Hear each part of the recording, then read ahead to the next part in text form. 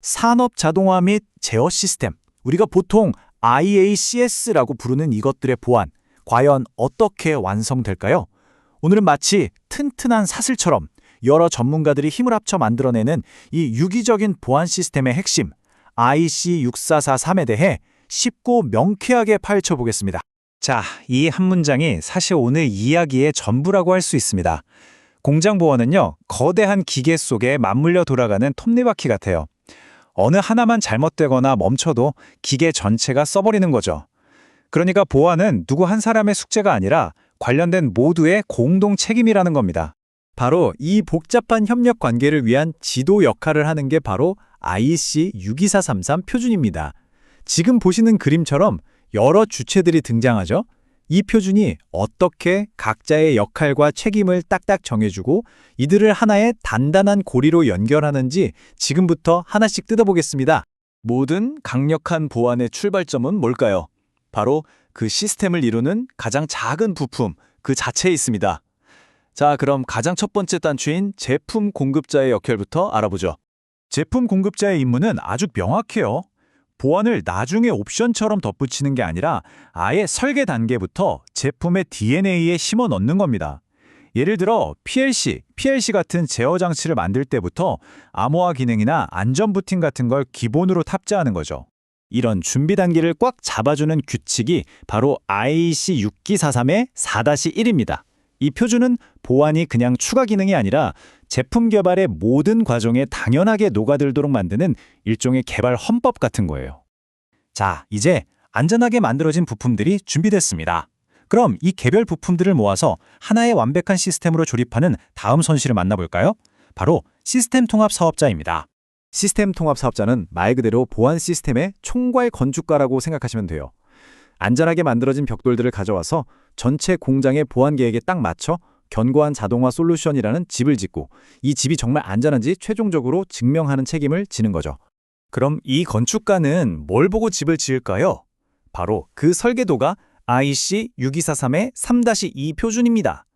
여기에는 시스템을 어떻게 설계하고 지어야 하는지에 대한 구체적인 요구사항과 보안 등급이 정의되어 있거든요. 최종 결과물은 이 기준을 반드시 만족해야 합니다. 자, 이제 멋진 시스템이 다 지어졌습니다. 그럼 이 시스템이 실제로 돌아가는 현장으로 가보죠. 이 시스템을 매일 소유하고 운영하는 최종 책임자, 자산 소유자의 역할은 뭘까요? 여기서 정말 중요한 포인트가 있습니다. 자산 소유자는 단순히 시스템의 사용자가 아니에요. 우리 공장의 보안 정책과 절차, 즉 보안 법규를 직접 만드는 규칙 제정자입니다. 다른 모든 파트너들은 이들이 만든 명확한 가이드라인을 따라야 하고요. 모든 보안 문제의 최종 책임은 바로 이 자산 소유자에게 있습니다. 자산 소유자의 이런 역할은 IEC 2443의 2-1 표준에 아주 잘 정의되어 있어요. 이건 단순히 기술적인 지침이 아니라 사람과 절차를 포함한 회사 전체의 보안 관리 프로그램을 어떻게 만들고 운영할 것인가에 대한 표준입니다. 자, 이제 마지막 퍼즐 조각을 맞춰볼 시간입니다. 시스템의 전체 수명 주기 동안 보안을 계속해서 지켜나가는 책임을 맡은 서비스 공급자입니다.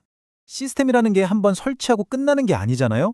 새로운 위협이 계속 생기니까 보안 패치도 해야 하고 설정도 바꿔야 하고 마치 살아있는 생물처럼 꾸준한 관리가 필요하거든요. 서비스 공급자는 바로 이 모든 유지보수 활동이 시스템의 보안을 해치지 않고 안전하게 이루어지도록 보장하는 아주 중요한 역할을 합니다. 이런 서비스 공급자의 활동은 IEC 6443의 2-4 표준을 통해 관리됩니다. 원격 접속이나 패치 관리 같은 모든 지원 활동이 안전한 절차에 따라 이루어지도록 보장하는 일종의 보안 서비스 계약서라고 생각하시면 쉽겠네요.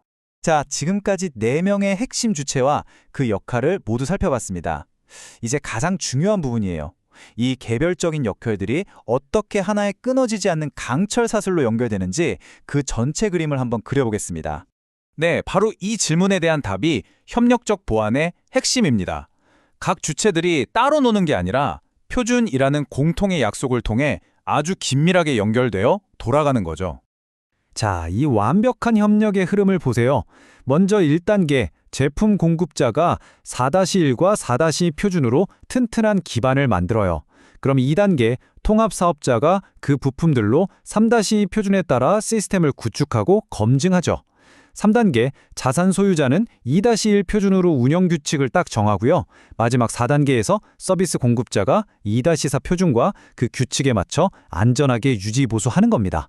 모든 단계가 다음 단계를 위한 단단한 발판이 되어주는 거죠. 그리고 이것이 오늘 이야기의 가장 중요한 결론입니다.